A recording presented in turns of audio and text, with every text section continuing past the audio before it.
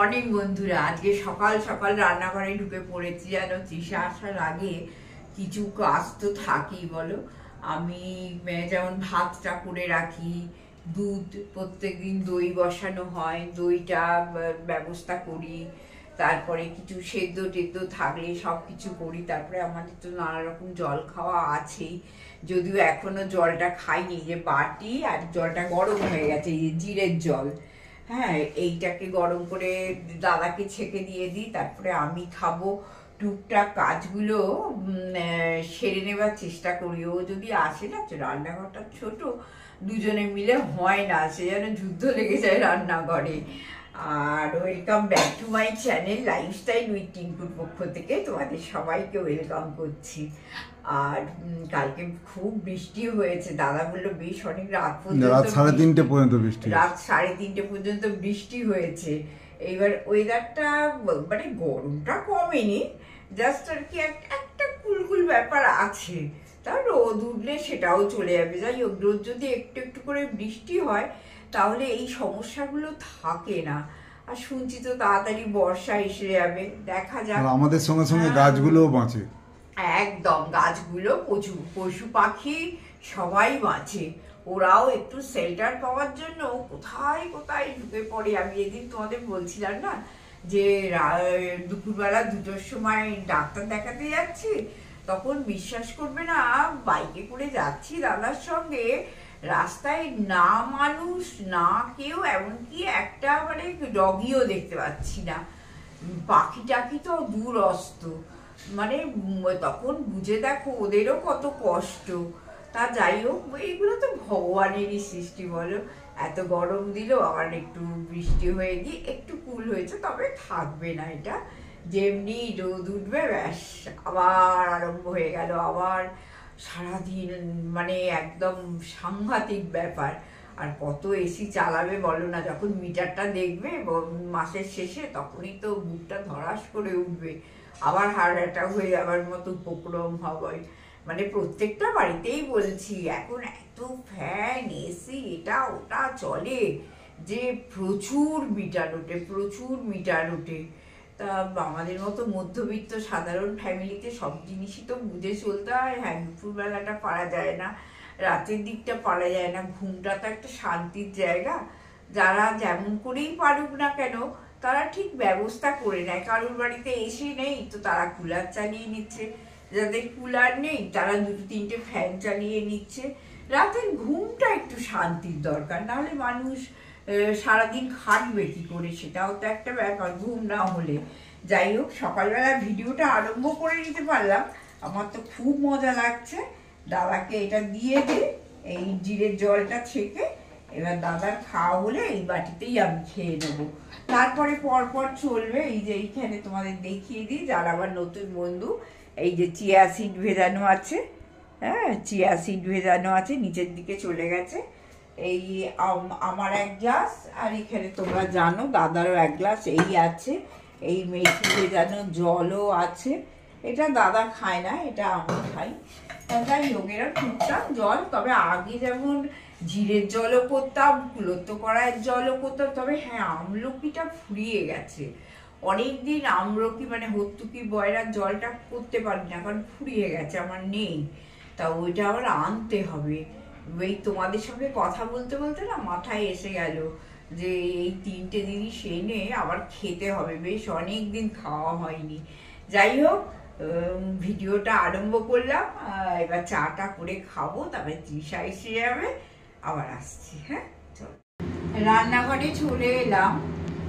তা আজকে তৃষার টুকটাক একটু রান্নাটা, 2-1টা তরকারি বেশি, আর দুটোই তরকারি হবে, আর বেশি আছে। তা আমার এক বন্ধু আজ একটু লাউ করবো আর কি। আমার এক বন্ধু সে ওই যে লাউয়ের খোসা বাটাটা তৃষা করে, অপূর্ব খেতে হয়। তা ও একটু দেখতে চেয়েছে, তা যার জন্য কি হলো যে ইচ্ছে আছে, দেখি ও করে দেয় কিনা। আজকে যদি করে দেয় তো আমি শেয়ার করবই। তা যার জন্য দাদার মাছটা আজকে আমি করে নিলাম। তার কারণ তোমরা জানো আমি সব জিনিসে একটু মানে করে রেখে দেওয়ার চেষ্টা করি। হ্যাঁ, এই মাছের একটু পাতলা করে মাছের ঝোল করে, মানে ঝাল পোস্ত বাটা আছে, এই যে একটু কাঁচা লঙ্কা দিতে হবে, দিলে মাছের ঝালটা হয়ে যাবে। আর ভাতও হাফ ফুট দিয়ে ভাতও করা আছে, দই এই দুধও বসিয়ে দিয়েছি। এবার ওকে দিয়ে ওই দুটো তরকারি, একটা লাউ আর একটা কুমড়ো ইচ্ছা আছে, রাত্রিবেলাও তো একটু খেতে হয়, রাত্রিরে যদি একটু কিছুটা করে রাখি না খুব অসুবিধা হয়, তা যার জন্য ওকে বলবো যে একটু রাত্রিরে কুমড়োর তরকারি করে দিতে। দেখা যাক ও কতটা কি করতে পারে। এক সময় না তারাও থাকে ছেলের জন্য, ছেলে দুটো বাচ্চা তো পড়াশোনা করে, খেলাধুলো করে, মানে ফুটবল খেলে আর কি বড় ছেলেটা। তো ঠিক আছে, আর দিশাকে বললে না খুব একটা করে না, তবু আমি বলে দেবো, যার জন্য আমি ইচ্ছে করেই এইগুলোকে করে রাখছি যাতে ওর একটু সুবিধা হয় আর কি। তা দেখো এই একটু কাছ থেকে একটু দেখিয়ে দাও বন্ধুদের, এই যে একটু শুধু কাঁচা লঙ্কা দেবো।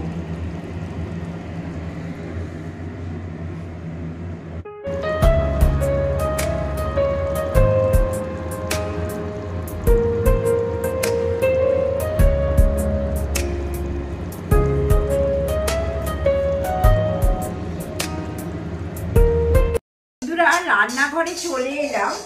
আমার এক বন্ধু, ভীষণ ভালো বন্ধু, সেটা আমার মনে আছে, কিন্তু কে যে আমায় কোন বন্ধু কমেন্ট করে বলেছে যে লাউয়ের খোসা বাটাটা দেখাতে। মিতালি কি বলেছো তুমি? আমি না ঠিক খেয়াল করতে পারছি না নামটা। যে বন্ধু আমাকে বলেছো প্লিজ আমাকে একটু লিখে জানিও যে কে দেখতে চেয়েছো লাউয়ের খোসা বাটা তৃষা কিভাবে করে, সেটা একটু দেখাবার জন্য। তা আমি আজকে আমাদের লাউ হয়েছে, আমি বলে দেবো কি রান্না হয়েছে।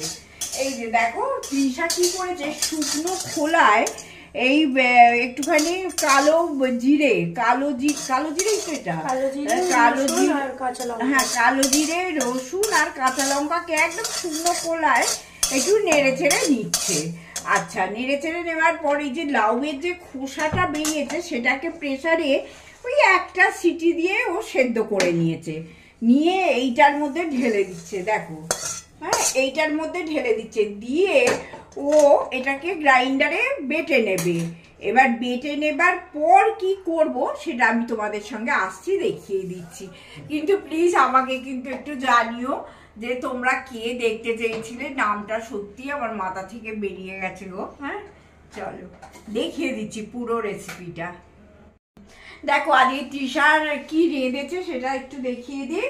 এই দুধ লাউ হয়েছে, এই যে দুধ লাউ, এটা আমরা দুজনেই খেতে ভীষণ ভালোবাসি, সবচাইতে উপযোগী খাবার একদম। লাউ খাও, এই গরমে লাউয়ের মতো জিনিস হয় না। আচ্ছা এটা হয়েছে, আর রাতের জন্য একটু কুমড়োর ছক্কা করে দিয়েছে। আচ্ছা আর কি করেছো? আর আমি মাছের ঝাল করে নিয়েছি পোস্ত বাটা দিয়ে, যে তোমাদের দেখিয়েছি, এটা আর দেখাবার দরকার নেই। আচ্ছা, আর আমার তো প্রত্যেক দিনের সেদ্ধ হয়, এই সেদ্ধ তো হয়েই গেছে। আরও করলাও ভাজা হয়েছে, এই যে কম তেলে একদম ননস্টিকে করলা ভাজা হয়েছে। এই হচ্ছে ব্যাপার। আর একটুখানি ওই লাউ বাটাটা ও করুক, আমি আবার এসে তোমাদের দেখিয়ে দিচ্ছি। হ্যাঁ সঙ্গে থাকুন বন্ধুরা।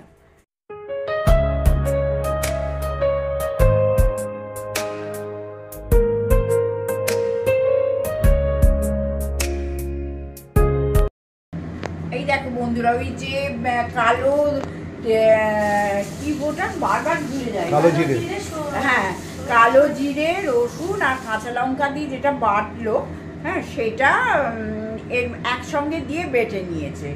এইবার আর কিছুই না, এই কড়াই তেল দিয়েছে, এবার তেলটাতে এইটা, হ্যাঁ তেলটা একটু বেশি হয়ে গেছে ফুটিয়ে যাবে।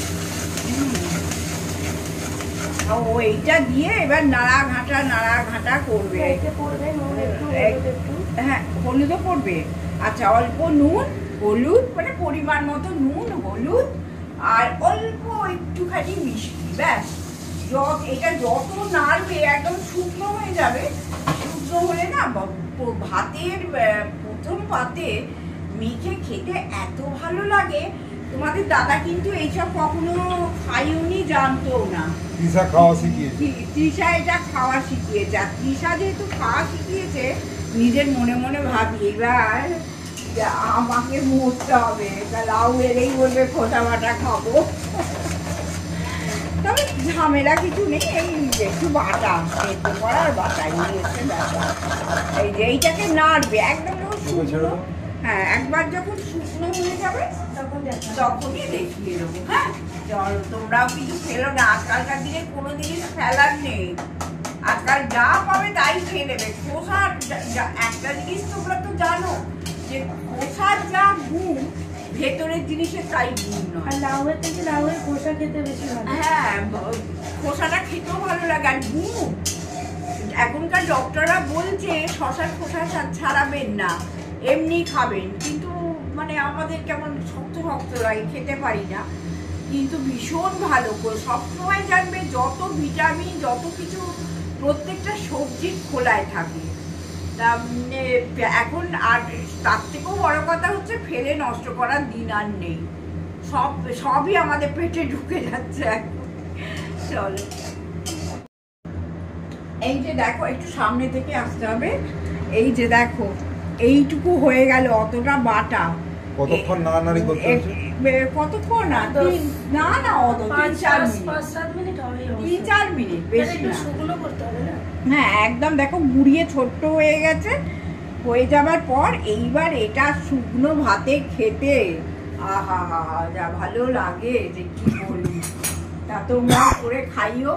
আমার যে বন্ধু আমাকে রিকোয়েস্ট করেছো তৃষার খোলা বাটা দেখা, তৃষার খোলা বাটা না, তৃষার হাতে লাউয়ের খোসা বাটা হ্যাঁ দেখাবার জন্য, তা সেই বন্ধু আমাকে অবশ্যই লিখো। আমি জানি আমার ভীষণ আপন বন্ধু, কিন্তু আমি বুঝতে পারছি না, অনেক মানে না, আমারও মনে পড়ছে না। আমার জেনারেলি আমি প্রত্যেককে নামে চিনি, কিন্তু কে বলেছিলেন তা ভুলে গেছি, একদমই ভুলে গেছি। তা তো অবশ্যই আমাকে কমেন্ট করে লিখো। হ্যাঁ, তা আবার একটু বাদে আসছি। এবার তৃষার রান্না বান্না হয়ে গেছে, এবার রান্নাঘর পরিষ্কার করে ওর ছুটি। টাটা,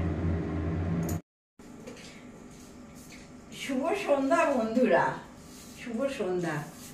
আবার এলাম, ভিডিওটা শেষ করতে হবে।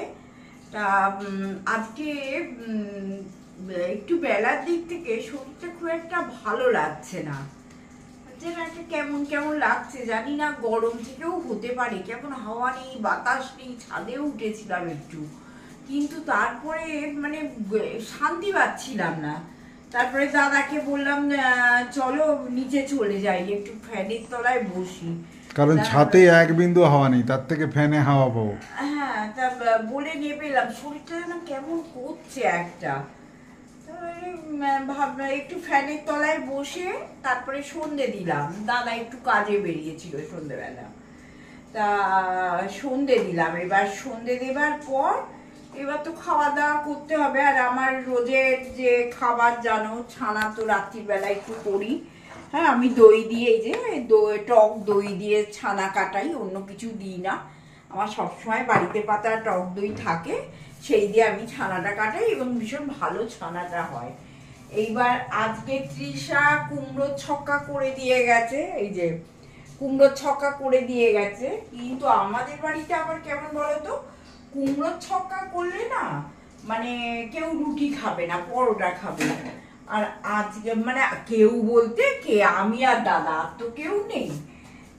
আর যেহেতু দাদা কুমড়ো ছক্কা হলেই একটু পরোটা খেতে চায়, পরোটা বলতে ধরো বেশি তেল ফেল দিয়ে কিছু করি না আমি, ওই নামি পরোটা। কিন্তু পরোটা মানে আমার মনে হয় 3 কোনা না হলে কি তাকে পরোটা বলা যায় বলো? আমি তো বলি হ্যাঁ হ্যাঁ, গোল পরোটা হয় না। এইবার আমার যেহেতু শরীরটা খারাপ, দাদা বলছে কোনো দরকার নেই, রুটি মেকারটা চালিয়ে নাও, নিয়ে একটুখানি গোল গোল করে বেলে নিয়ে তাহলে আর নিজেকে। আরে বাবা, এ তো কোনো গেস্ট খাবে না, তো আমরা খাবো। আমি ঠিক এইটাকে পরোটার আখ্যা করি নাই, গোল গোল যেন মনে হয় রুটি ভাজা খাচ্ছি। একটা দাদা বললো যেহেতু তোমার শরীরটাতে ভালো লাগছে না, এইভাবেই চালিয়ে দাও, কেউ তো গেস্ট খাবে না যে তোমাকে করতে হবে। তা সেটা শুনে আমি বললাম ঠিক আছে, তাহলে আজকে করে নি। ওই একটুখানি এই এতে বেলছি আর চাটুতে সেঁকবো। আর আমি যে খুব একটা তেল ফেল দিয়ে করি তা তো নয়, মানে পরোটা না রুটি ভগবানই জানে, ওই কোনো রকমের একটা কিছু হয় আর কি, একটু এটা চলে না। হ্যাঁ, তা আজকে এই খাবার ছানা আম আছে, যদিও জানো তো ডায়েটিশিয়ানরা বলে যে সকালবেলার দিকে আমটা খাওয়া তোমার ভালো, কিন্তু রাত্রিবেলা আমটা না খাওয়াই ভালো। আর আমার তো আমটা এখন খেতে সেরকম পাচ্ছি না, যে একটা করে আম কাটি সবটাই দাদা খায়, আমি একদম মানে আঁটির ধারগুলোও কেটে দাদাকে দিয়ে দিই, শুধু আঁটিটা একটু চুষিয়েই। তা আমাদের বরাবরের অভ্যেস রাত্রিরেই আম খাওয়া, দাদাকে তাই বলছিলাম এবার আম খাওয়ার সিস্টেমটা পাল্টাতে হবে, রাত্রিরে আম খেলে হবে না, রাত্রিরে কিন্তু আম খেলে মোটা হয়ে যায়, সকালের দিকে খাও, 3টের মধ্যে আম খাও ঠিক আছে, তারপরে আর আম খাওয়ার দরকার নেই। তা বন্ধুরা, ভিডিওগুলো তো বলেই দিচ্ছি ছোট ছোট ভিডিও আমি দেব, তা সেই জন্য আমি চেষ্টা করছি ছোট ছোট দেওয়ার জন্য, তোমরাও খুব খুশিতে দেখবে। আর হ্যাঁ, সত্যি আজকে শিপর্ণা বলছিল দিদি প্রত্যেকটা ভিডিওতে বলে যে দিদি খুব ব্যস্ততার মধ্যে আছে, খুব মানে সমস্যার মধ্যে আছে। সত্যি গো শিপর্ণা, আমি খুব সমস্যার মধ্যে আছি, তোমাদের না বলতে পেরে আমি সত্যি আমার মনটা আঁকা করে, কিন্তু একটু সমস্যাটা মিটলে তো আমি তোমাদের কথা এখন দিয়েছি, সত্যি আমি বলবো। আর সত্যি আমরা খুব সমস্যার মধ্যে এখন আছি দাদাতে আমাদের, তা আর এর বেশি আর কিছু বলতে পারছি না, আমি জানি তোমরা সেটা বুঝবে একটু, আর যখন আমি কথা দিয়েছি আমি তো তোমাদের সঙ্গে শেয়ার করবই। আর আজকের মতো তাহলে আমি ভিডিওটা শেষ করলাম, সঙ্গে থেকো আর subscribe please please please subscribe করো, কমেন্ট করো, লাইক করো, তাহলে আমাদের খুব ভালো লাগবে। হ্যাঁ, আজকের মতো টাটা, গুড নাইট, সবাই ভালো থেকো।